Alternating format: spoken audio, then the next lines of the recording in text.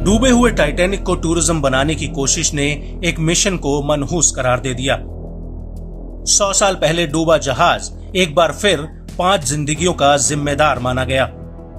साल 1912 में टाइटैनिक जहाज डूबा, लेकिन 2023 में भी इसके मलबे को देखने का क्रेज लोगों में कम नहीं हुआ और इसी जुनून को भुनाने के लिए ओशन गेट कंपनी ने वो पनडुब्बी बनाई जिसके जरिए उसे करोड़ों रुपए कमाने का भरोसा था। लेकिन ये भरोसा टाइटन पनडुब्बी के साथ ही डूब गया। टाइटन सबमरीन के मिशन टाइटैनिक को लेकर बहुत पहले से सवाल खड़े थे, जिसके जवाब कंपनी नहीं देना चाहती थी। बड़ा सवाल ये था कि क्या टाइटन सबमरीन 4000 मीटर की गहराई में टिक पाएगी। जुलाई 2021 में सबमरीन को पानी में उतारा गया। पहली कोशिश बेकार रही और सबमरीन पानी की सतह पर आ गई।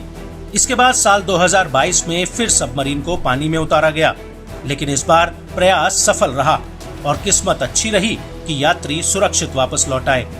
लेकिन इस कामयाब कोशिश के बावजूद इस पनडुब्बी में सुरक्षा के लिहाज से कई खामियां थीं। यात्रियों की सुरक्षा को लेकर बड़ा खतरा था, लेकिन कंपनी ने इस ओर ध्यान देने की बजाय टाइटन के सुरक्षित वापस लौटने का जश्न मनाया और फिर जुट गई अगले मिशन के लिए। लेकिन सच्चाई ये थी, मिशन से पहले कोई लूपहोल रह गया था। पनडुब्बी में सवारी से पहले हर यात्री से दस्तावेज साइन करवा लिए गए। 2.5 करोड़ के किराए वाली पनडुब्बी से 18 जून को टूरिस्ट टाइटैनिक के लिए रवाना हुए, लेकिन 1 घंटा 45 मिनट बाद ही टाइटैन अटलांटिक महासागर में लापता हो गई। इसमें एक पायलट और 4 पैसेंजर सवार थे, जिसमें ओशन गेट कंपनी के सीईओ स्कॉटन रश, फ्रांसीसी pilot Paul Henry Nargeolet, Britain के अरबपति कारोबारी हामिश हार्डिंग और पाकिस्तान के बिजनेसमैन शहजाद दाऊद अपने बेटे के साथ मौजूद थे।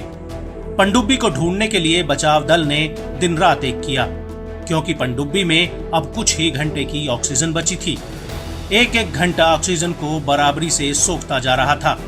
दुनिया भर के जाने माने समुद्र खोजी टीमें लापता पनडुब्बी को ढूंढने में दिन रात जुटे हुए थे, लेकिन अचानक जब टाइटन का मलबा मिला तो सारी कहानी ही समाप्त हो गई। इस हादसे के बाद एक सच जरूर सामने आया है। सवाल ये है कि पनडुब्बी में सुरक्षा में क्या चूक हुई जो 5 लोगों की जानें चली गईं। सबमरीन में सवार पर्यटकों की सुरक्षा के साथ समझौता क्यों किया गया? ओशन गेट कंपनी को लेकर जो बड़ी बात सामने आई है वो ये है कि टाइटैन असल में कभी सुरक्षित थी ही नहीं। ये ठीक वैसी ही खतरनाक थी जैसे किसी को तैरना ना आता हो और उसे समुद्र में फेंक दिया जाए। साल 2018 में एक्सपर्ट्स ने टाइटैन को लेकर चिंताएं जाहिर की थी और कंपनी के सीईओ को लेटर लिखा था। इसका सबसे बड़ा प्रमाण अमेरिकी कोर्ट के दस्तावेजों में है, जिसके मुताबिक ओशन गेट ने साल 2018 में उस पनडुब्बी विशेषज्ञ को नौकरी से निकाल दिया था जिसने पनडुब्बी की सुरक्षा को लेकर सवाल उठाए थे। स्कॉटलैंड के पनडुब्बी विशेषज्ञ डेविड लॉकरिज ने साल 2017 में ओशन गेट में नौकरी शुरू की। उन्होंने पनडुब्बी में खामियों को लेकर चेतावनी दी थी, जिसे साफ तौर पर कंपनी ने नजरअंदाज कर दिया। इसके बाद डेविड ने इस पर जब रिपोर्ट लिखी तो कंपनी ने उन्हें प्राइवेट डेटा पब्लिक करने के नाम पर निकाल दिया। इस पूरे वाकये से ये समझ आता है कि ओशन गेट ने कहीं न कहीं यात्रियों की सुरक्षा के साथ समझौता किया। बड़ा नाम और पैसा बनाने के चक्कर में कंपनी पनडुब्बी बनाने के उन मानकों को भूल गई जिससे उसमें सवार पर्यटकों की सेफ्टी तय होती है। कहीं न कहीं अब इसे ओशन गेट की बड़ी भूल और लापरवाही माना जा रहा है।